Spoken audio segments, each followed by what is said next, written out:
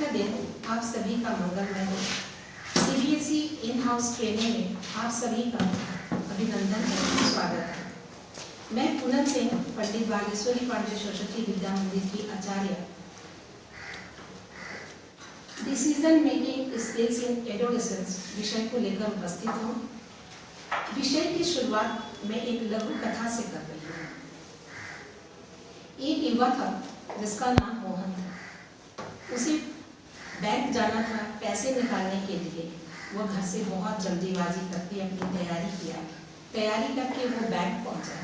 वहाँ उसने देखा 2 काउंटर है जहाँ पैसे की निकासी हो रही है। उसने देखा, चूंकि जल्दी में था, उसके मन में आया जो पंक्ति छोटी है मैं उसी पंक्ति में खड़ा हो जाता हूँ। जब मैं छोटी पंक्ति में खड़ा होऊंगा तो स्वाभाविक है मेरा काम जल्दी हो जाएगा। वो अपनी पहली पंक्ति को देखकर खड़ा हो गया, लेकिन उसने देखा कि दूसरी पंक्ति का काम बहुत तेजी से हो रहा है और मैं पिछड़ रहा हूँ। वह तुरंत अपनी पंक्ति छोड़ा और दूसरी पंक्ति में जाकर के खड़ा हो गया। लेकिन कुछ ही समय बाद उसने देखा ये पंक्ति ही लंबी दिख रही है, पहली पंक्ति ही छोटी हो गई।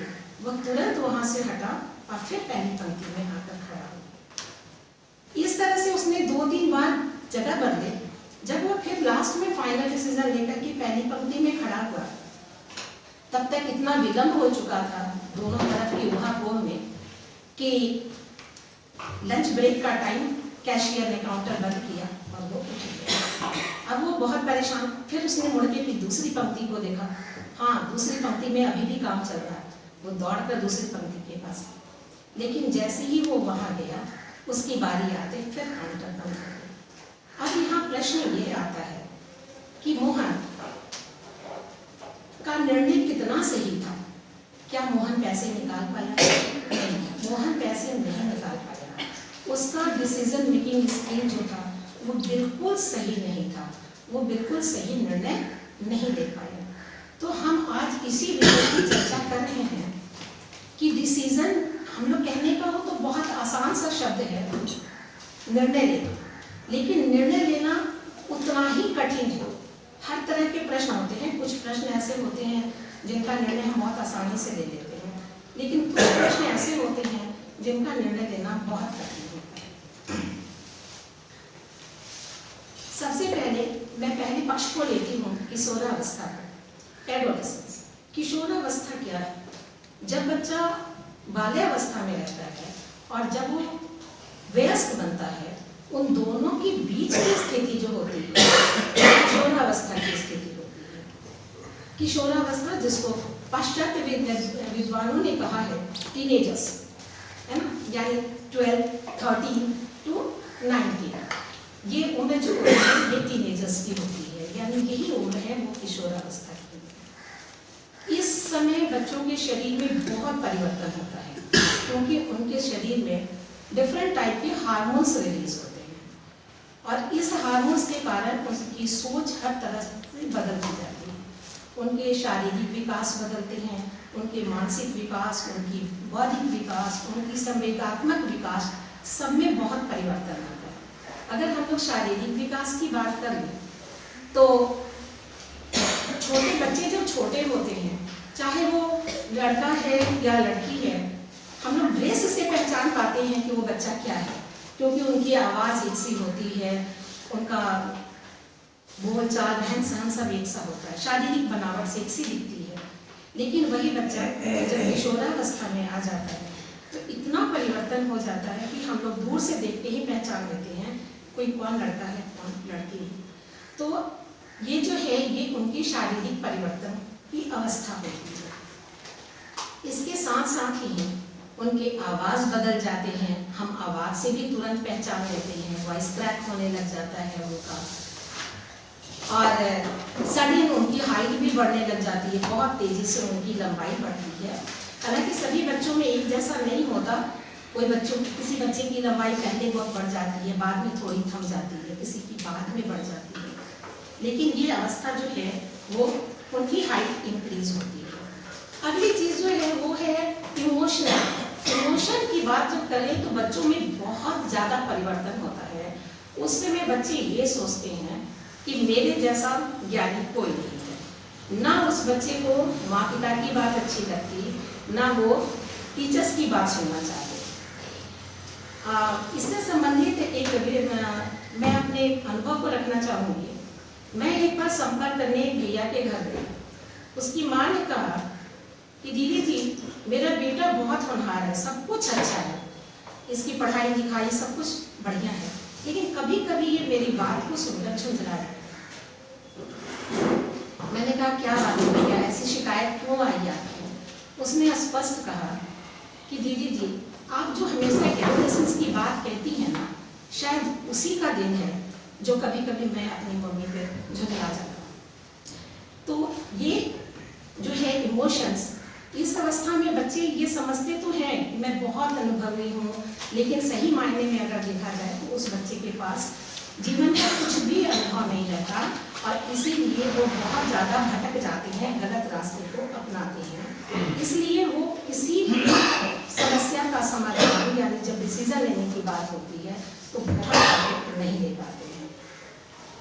सबसे बड़ी बात है कि जब हमको डिसीजन लेना है तो सबसे पहले जरूरत होती है सही और गलत की पहचान, और ये सही और गलत की पहचान प्रारंभिक अवस्था में परिवार के लोग कराते हैं, माता पिता सिखाते हैं, और आगे चल करके फिर वो विद्यालय में टीचर्स सिखाते हैं।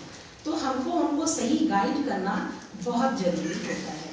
किशोरावस्था में प्राप्त जो अनुभव है, ज्ञान है, कौशल है, वही जब वो वयस्क बनता है तो वो उस समय उसको यूटिलाइज करता है, यानी उस समय वो वही उसका अनुभव काम आता है। इसलिए सही भी जानकारी होना बहुत जरूरी है। इस अवस्था में बच्चे जो हम कहते हैं अपोजिट सेक्स अट्रैक्शन, वो भी देखा जाता है।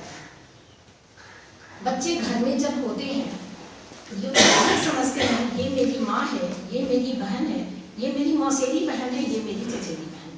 लेकिन वही बच्चा जब सड़क पे बाहर निकलता है और बाहर में देखता है अन्य किसी बालिका को, तो उसकी फीलिंग्स बदल जाती है। तो उसकी फीलिंग्स क्यों बदलती है, इसके बारे में भी बच्चों को ज्ञात कराना बहुत जरूरी है कि अपने इमोशंस को समझना, और बाहरी हो चाहे हमारे विद्यालय के हो या हमारे घर के बच्चे हो, वो उनके साथ हमारा व्यवहार कैसा हो, अगर वो शायद ये चीज़ समझ जाएंगे तो आज जो इतनी बुराइयां समाज में फैली हुई हैं उसको हम लोग रोक सकेंगे। तो उनका काउंसलिंग करना और ऊंच नीच सही गलत की पहचान करना, ये बहुत ज़्यादा जरूरी होता है। इस उम्र में बच्चे समस्या का अध्ययन करना, सोचना, तर्क करना, वो हर बात में डिबेट करते हैं, क्यों हुआ, कैसे हुआ, आप जब भी कुछ बोलेंगे उसके पीछे वो बहुत तर्क देते हैं। ये सारी उनकी मानसिक कार्यों में सम्मिलित हो जाता है। उनमें अधिक से अधिक कुछ सीखने की इच्छा हो जाती है, ललायित हो जाते हैं, उनकी तीव्र इच्छा होती है अपने मानसिक विकास का। ये अवस्था आती है मानसिक विकास के कारण। ये हम कह सकते हैं डिसीजन मेकिंग जो है, ये अवस्था तनाव, यानी किशोरावस्था जो है वो तनाव और झंझावत की अवस्था है, यानी वो बिल्कुल अपने आप को स्टेबल नहीं कर पाते हैं कि इस अवस्था में हम करें तो क्या करें। वह विद्यार्थी हमेशा अपने आप में रहना चाहता है, खुद में विलीन रहता है, वो हमेशा हर चीज़ में अपने को सही और दूसरों को गलत समझता है। इसलिए वो दूसरे की बातों को सुनना पसंद नहीं करता, उसको अपनाना पसंद नहीं करता, और किसी का सलाह दिया हुआ उसको कुछ अच्छा नहीं लगता है।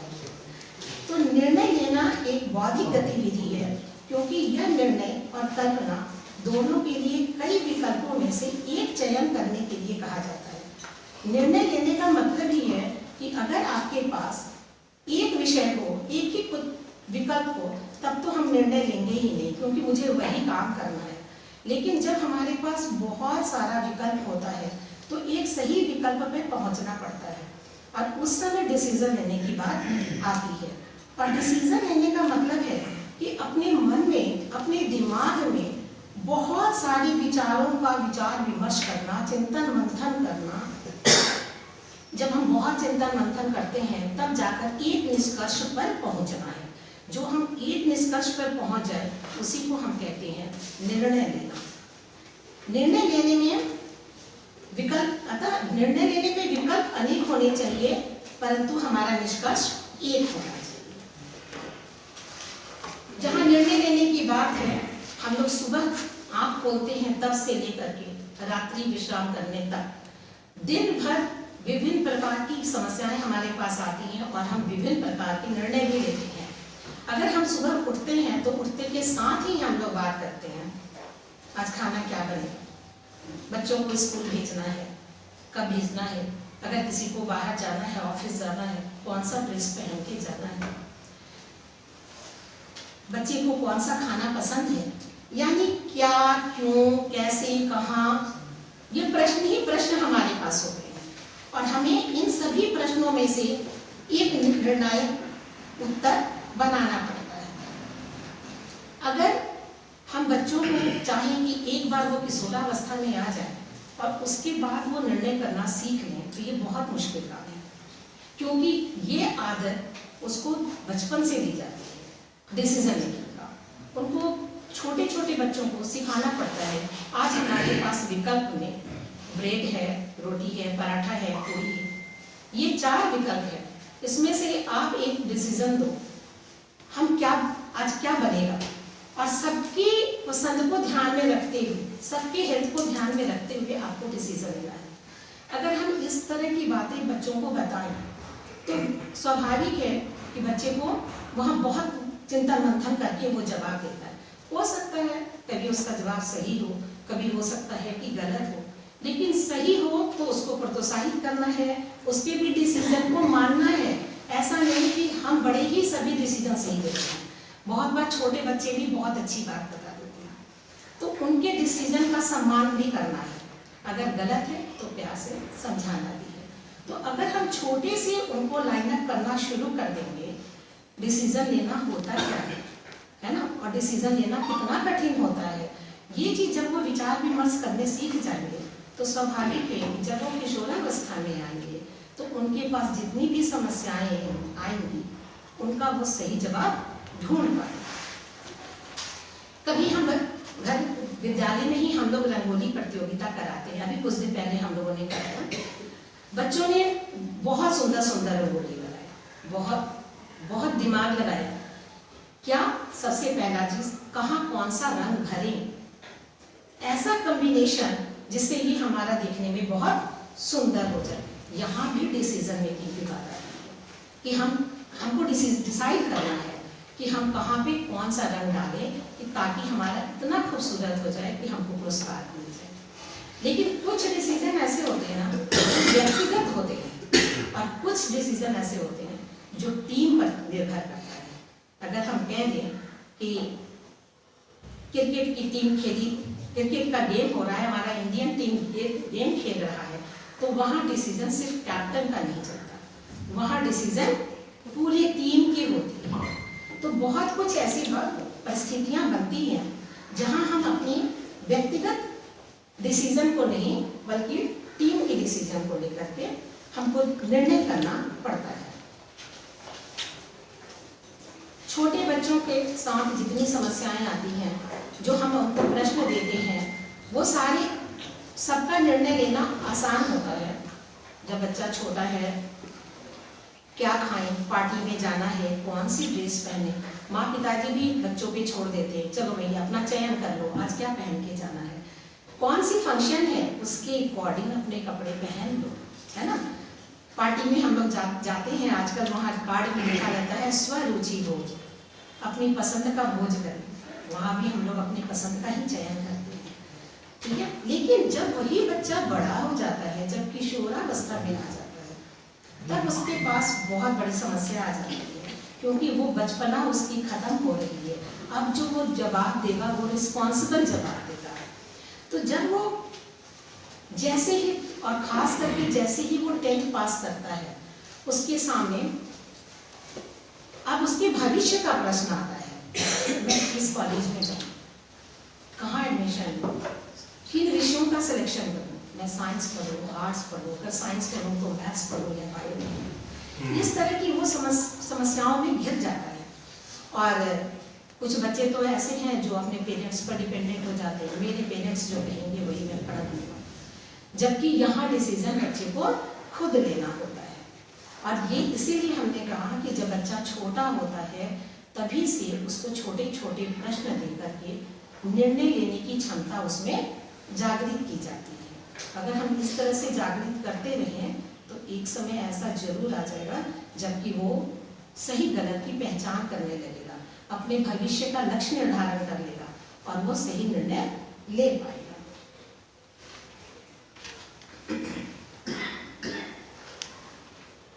कभी ऐसा होता है, परिस्थितियां आती हैं कि एग्जाम का समय है और कोई मित्र आता है और कहता है चलो आज पिक्चर देखने चलते।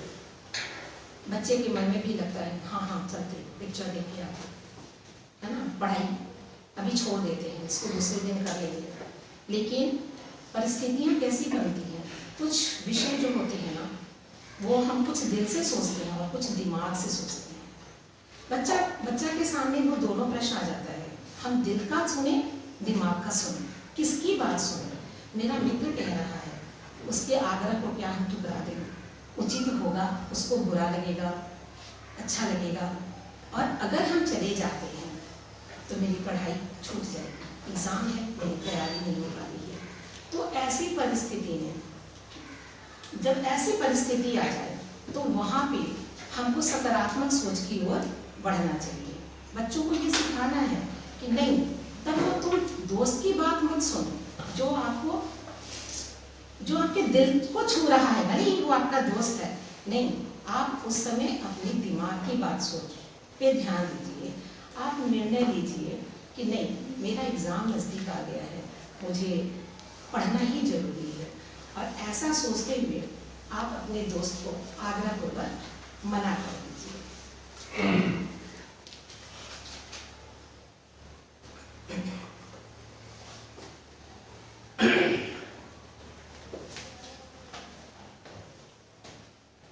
कुछ प्रश्न ऐसे हैं जिनका निर्णय लेना तो बहुत सरल है, परंतु कुछ प्रश्न ऐसे होते हैं जिनका उत्तर देना, निर्णय लेना बहुत कठिन होता है। जैसे हमने कहा कि बाल्यावस्था में प्रश्नों का उत्तर देना बहुत सरल होता है, सही गलत कुछ भी बोल दिया, बच्चा मस्त रहता है, परिवार वाले भी उसकी बात को बहुत इग्नोर कर देते हैं, चलो गलत बोला। लेकिन जब बड़े होकर के किशोरावस्था में जब निर्णय गलत कर लेते हैं तो पूरा भविष्य ही बर्बाद हो जाता है। कि अगर हमने सही समय पे, और एक बात आती है सही समय पे सही निर्णय लेना, इसकी बहुत ज़रूरत होती है। अगर बच्चे जब किशोरावस्था के जो बच्चे हैं हमारे विद्यालय में जो पढ़ रहे हैं, हम लोग बहुत तरह का उनके सामने समस्या देखते हैं। जैसे हम लोग कभी कहते हैं कि बच्चों की दोस्ती अच्छे बच्चे से नहीं है, शायद इसलिए इसके मार्क्स कम हो रहे हैं, यानी इसने अपने मित्र का चयन सही नहीं किया। तो अगर हम चयन की बात करें कि मित्र का चयन करना, तो यूँ तो हम किसी से भी कह दें कि मित्र का चयन करना कैसी समस्या है, आप तुरंत कहेंगे बहुत आसान है, मित्र का चयन करने में क्या रखा है। लेकिन नहीं, हम दोस्त मेरे अनेक होते हैं, बहुत लोगों को हम अपना दोस्त बना सकते हैं, लेकिन उसमें से वो मित्र जो हमारी भलाई की सोचे, जो हमको सही मार्गदर्शन दे सके, है ना, जो मुझे गलत रास्ते से बचा सके, वैसे मित्र का चयन करना वास्तव में बहुत कठिन होता है। और ये कठिन इसीलिए कहते हैं कि एडोलेसेंस एज में जब बच्चे आते हैं तो उनके सारे प्रश्न जो होते हैं ना वो कठिन होते चले जाते हैं। उनका निर्णय देना, जवाब देना, ढूंढना, निष्कर्ष पर पहुंचना मुश्किल होने लग जाता है। वो जब अपने कैरियर को चुनना होता है, वो एक उनके लिए सबसे विकट परिस्थिति होती है। इसलिए बच्चों को बचपन से ही एकदम दिमाग में एक्सेप्ट कर देना है, डाल देना है, आप बड़े होकर क्या करना चाहते हो। बच्चों से ये पूछना चाहिए, उनका लक्ष्य निर्धारण करना चाहिए, आपको कौन सा विषय बहुत पसंद आता है, आप उस विषय के आधार पर कहाँ पहुँच सकते हैं। इसलिए अपने लक्ष्य का निर्धारण कीजिए और सही निर्णय लीजिए। इसकी ये यहाँ पे बहुत आवश्यकता होती है और इसमें परिवार भी सहयोग करता है, समाज के लोग भी सहयोग कर सकते हैं, विद्यालय के तो शिक्षक करते ही हैं। तो इसलिए सही समय पर उनकी काउंसलिंग करना, हम लोग कहते हैं एक वर्ड यूज़ करते हैं, समय समय पर बच्चों की काउंसलिंग करना, ये बहुत ज़रूरी होता है। जब हम काउंसलिंग करते हैं तो हम लोग ऊंच नीच उसको बता पाते हैं कि अगर गलत रास्ते पर आप ये डिसीजन लोगे तो ये आपका भविष्य कहाँ लेके जाएगा, ये आपके लिए कितना उचित है, कितना अनुचित है, ये जानना बहुत जरूरी होता है। अब बात आ जाती है कि अगर बच्चा डिसीजन खुद लेता है, कभी कभी ऐसी स्थिति होती है कि हम लोग बहुत आवेश में आकर के कुछ निर्णय ले लेते हैं, ठीक है, बहुत घबराहट में कोई निर्णय ले लेते हैं। तो घबराहट में निर्णय लेना या जल्दबाजी में निर्णय ले लेना कभी भी वो निर्णय सही नहीं होता, ठीक है। और इसके लिए जरूरी होता है कि बच्चों को हम समय समय पर मानसिक संतुलन उनका बना रहे, वो शांत रहें, धीर गंभीर होकर के विषय को सोचे, इसलिए समय समय पर उनका योग से जोड़े रखना भी बहुत जरूरी है। तो हम लोग भी विद्यालय में योग कराते हैं बच्चों को और कहते हैं कि जब योग की ध्वनि का उच्चारण करते हैं तो उनका कंसंट्रेशन बन जाता है, यानी पढ़ाई की ओर ध्यान चला आता है। तो बच्चों को समय समय पर योग करना, प्राणायाम करना, और जिसमें हम कहें कि दिमाग में ऑक्सीजन सही मात्रा में जाता है जब, तो मानसिक संतुलन बना रहता है। तो इसके लिए उसको तनाव मुक्त और शांत रहने के लिए योग करने के लिए भी हमें प्रेरित करना चाहिए। विद्यार्थियों को यह भी समझना होगा कि ये जो निर्णय लेते हैं वो बौद्धिक के साथ साथ मनोवैज्ञानिक क्षमता का विकास भी करता है। इसलिए एक वर्ड हम आपके सामने रख रहे हैं, वर्ड है हाल्ट। हाल्ट करना, रुक जाना, थम जाना, किस परिस्थिति में थम जाना, ठीक है। तो यहाँ पे हाल्ट वर्ड को अगर हम विश्लेषण करें, उसको विश्लेषण करके हम आपके सामने रख रहे हैं। एच फॉर हंगरी, बच्चे जब भूखे हों, जब वो उनका सारा ध्यान अपनी भूख के ऊपर है, मुझे कुछ खाना है, उस स्थिति में अगर हम उनको कह दें कि तुम निर्णय लो, तो उनका निर्णय कभी सही नहीं होता है, क्योंकि उनका ध्यान कहीं और विचलित है। अगला हार्ट का अगला लेटर जो है वो है एंग्री, ए और एंग्री। जब गुस्से में हो, गुस्से में लिया हुआ डिसीजन कभी सही नहीं होता। तो हमको वहाँ भी ध्यान रखना है कि बच्चा जो निर्णय ले रहा है वो किस परिस्थिति में ले रहा है। और चूंकि किशोरावस्था का जो बच्चा है, हमने पहले ही कहा कि वो अपने को ही श्रेष्ठ समझता है ना, वो अपने को ही, उसमें ऐसी फीलिंग आती है कि हम ही जो कह रहे हैं वही सबसे है। तो वो जल्दी किसी की बात सुनना नहीं चाहता, लेकिन उसे स्थिर करके तब उससे बात करनी है। तो एंग्री की अवस्था में उसका जो निर्णय है वो सही नहीं हो पाता है। एल फॉर लोनली, बच्चा जब अकेला हो, कैसे भी कहते हैं कि अकेला दिमाग जो होता है वो शैतान का होता है। तो इसलिए जब बच्चा अकेला हो तो उससे वो सही निर्णय नहीं ले पाता। कभी कभी बच्चे विद्यालय में या समाज में कोई गलती कर लेते हैं, वो किसी को शेयर नहीं कर रहे हैं, चुपचाप अकेला बैठा रहता है, वो उसी चिंतन में लगा रहता है, मैंने ये गलती कर दी, और उस समय वो डिसीजन लेता है जब, तो वो गलत ही होता है। इसलिए एकांत में रहना, ये रह करके कोई फैसला लेना, ये भी कहीं से उचित नहीं होता। और टी फॉर टाई, जब हम बहुत थके हुए हैं, बच्चे विद्यालय से गए बहुत थके हुए हैं, उस समय अगर उसको कुछ कहा जाए तो वो झुंझला जाता है। तो थकावट की अवस्था में किसी भी इंसान को, किसी भी उम्र के लोगों को अगर निर्णय लेने के लिए कहा जाए तो पहले कहेंगे कि नहीं, पहले खा पी के आराम कर लें, फिर इस विषय पर चर्चा करें, और यही होना भी चाहिए। तो जो ये हमने वर्ड कहा heart, HALT, Hungary, angry, lonely and tired, ये जो अवस्था है वो डिसीजन मेकिंग का नहीं है। तो क्योंकि इस स्थिति में जो भी हम निर्णय लेते हैं वह उससे हमें पछतावा ही मिल सकता है, लाभ नहीं मिल सकता।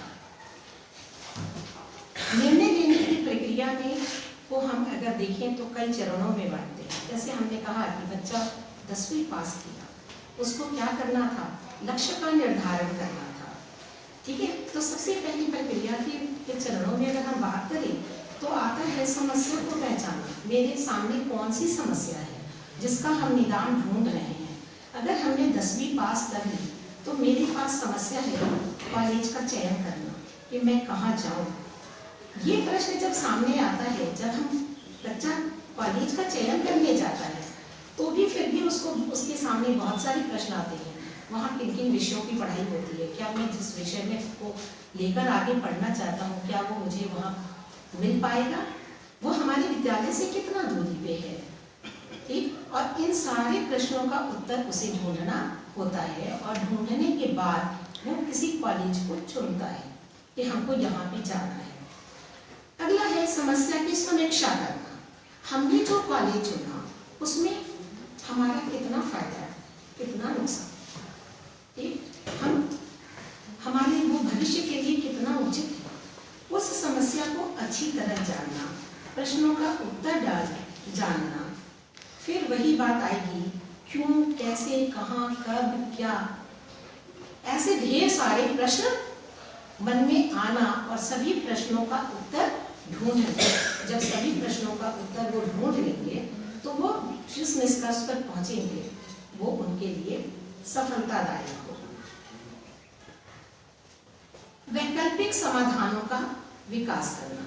समस्या विश्लेषण के उपरांत बच्चे किसी भी समस्या के लिए वैकल्पिक समाधान का उपयोग कर सकते हैं। हमने कहा आज का जो एग्जाम का पैटर्न आया है वो वैकल्पिक आ गया है। हर एक क्वेश्चन के 4 ऑप्शन, सही आंसर ढूंढे। कभी आता है एकदम परफेक्ट आंसर, एप्रोप्रिएट आंसर ढूंढे, सही है लेकिन उसमें भी कौन सा ज्यादा सही है उस आंसर को ढूंढे।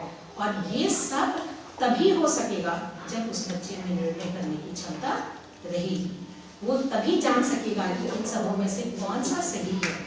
और यही कारण है कि आज जो देखने में तो यूँ बहुत आसान लगता है कि MCQ क्वेश्चंस है, भाई बहुत सारे विकल्प हैं, क्या करना है, ये को किसी को टिक लगा के आ जाना है।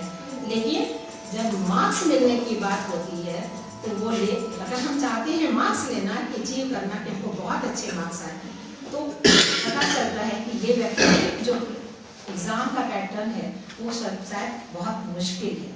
और उसमें भी खासकर जब नेगेटिव मार्किंग की बात आ जाती है कि अगर गलत होगा तो नेगेटिव, है ना। हम लोग करोड़पति भी देखते हैं, 50-50 भी उसमें आता है ऑप्शन। लोग बहुत असमंजस में पड़ जाते हैं किसका चयन करें। तो वही परिस्थिति यहाँ बच्चों के साथ भी हो जाती है। और बच्चे तो फिर भी कम उम्र के हैं, उनके पास अनुभव की कमी है, तो उनको जब चुनना होता है उनके पास बहुत सारे विकल्प हैं। मेरे आसपास में कई स्कूल हैं, कई कॉलेज हैं, हम जाएं तो कहाँ जाएं, किसकी प्राथमिकता दें। तो एक हम बनाते हैं प्राथमिकता का क्रम। अगर सबसे पहले सही होगा तो इसमें जाएंगे, इसमें एडमिशन लेंगे, अगर यहाँ नहीं हो पाएगा तो फिर कहाँ जाएंगे। ठीक है, इस तरह बच्चे करके कई स्टेप में अपना एक विकल्प बना लेते हैं, एक प्राथमिकता की लिस्ट बना लेते हैं और फिर उसमें से ढूंढते हैं कि हमको कहाँ एडमिशन लेना है। और सबसे अच्छी विकल्प को चुन लेना है। अगर ये कॉलेज ठीक नहीं है तो दूसरा कॉलेज कौन, ठीक है, ये उनके पास प्रश्न आ जाता है कि अगर ये कॉलेज मेरे लिए सही नहीं है तो अगला हम कहाँ जाएं। ठीक है, और उस विकल्प का उत्तर भी उनके पास होना चाहिए, क्योंकि विकल्प नहीं रहा, पहले ही हमने कहा कि अगर विकल्प नहीं रहेगा तब तो हम निर्णय लेने की बात ही नहीं आती है। जब विकल्प होता है तभी तो निर्णय लेते हैं। इसलिए विकल्प उनके पास बहुत होने चाहिए और उसमें से वो सही डिसीजन ले कि हमको किस कॉलेज में जाना है। अगर पहला नहीं ठीक है तो दूसरा जाएंगे, दूसरा नहीं ठीक है तो तीसरे का चयन करेंगे। और इसका चयन करने की क्षमता उनमें विकसित होनी चाहिए। और ये सारा विकास जो भी होगा वो किसी न किसी के गाइडलाइन में ही होगा। चाहे वो परिवार के सदस्य कर लें, उनको समझाएं, बताएं कि कौन क्यों अच्छा है, और नहीं तो फिर विद्यालय उसमें उनका सहयोग करेगा। जब चुनाव सही हो जाता है तो फिर निर्णय ले लिया कि चलो भाई हाँ हमको इसी कॉलेज में जाना है, यही नामांकन कराना है। अगर ये तय हो जाता है तो बच्चा वहाँ जब जाता भी है तो भी उसके मन में ये बना रहता है कि नहीं, अगर ये मेरे लिए बहुत अच्छा नहीं है, कुछ दिन गया, कुछ दिन पढ़ा, उसको वो समझा। आजकल हर जगह डेमो क्लास की सुविधा मिलने लगी है कि यहाँ डेमो क्लास है, आइए देखिए, अगर अच्छा लगे तो एडमिशन लीजिए। तो अगर बच्चा वहाँ जाता है, वो 2 दिन 4 दिन 5 दिन परखता है, अगर उसको अच्छा लगता है तो वो आगे पढ़ता है, नहीं तो फिर दूसरा विकल्प ढूंढ लेता है। और ये सारी जो गुण आएंगे बच्चे में, ये सारी किशोरावस्था में आने वाली हैं बहुत कठिन कठिन समस्याएं, इसलिए बच्चों को मेंटली प्रिपेयर्ड करना बहुत जरूरी होता है। अभी जैसे हमने कहा था कि टीम का निर्णय, अभी तो हम लोग बड़े बड़े हॉस्पिटल में भी जाते हैं, कोई मेजर पेशेंट ऐसा है जिसको डिजीज है, तो आप देखते हैं कि पूरे डॉक्टर्स की टीम इकट्ठी होती है और वो रिजल्ट तक पहुंचते हैं कि इनका ट्रीटमेंट कैसे करना है। तो ये निर्णय जो लेने की बात आती है, हमने कहा बाल्यावस्था से लेकर के वृद्धावस्था तक चलता ही रहता है, और समस्या को समझना, उसका समाधान ढूंढना, सही विकल्प को चुनना, ये हर एक समस्या के साथ जुड़ा रहता है। तो बात आती है बच्चे में हम क्या विकास करें, कैसे विकसित करें, तो फिर मैं एक शब्द रखती हूँ TCD। यहाँ ये शब्द आया है, लेटेस्ट आया है TCD, T for thinking for themselves. बच्चे किसके बारे में सोचें, वो खुद के बारे में समझे जाने। C for choice for themselves and D for decide for themselves. ठीक है, तो बच्चे का चयन प्रक्रिया जो है वो बहुत सुदृढ़ हो, वो सही गलत को समझ सके, सही जो है उसको जीवन में अपना सके। इसके लिए समय समय पर बच्चों की काउंसलिंग करना, उनको मार्ग दिखाना बहुत जरूरी है। और अंत में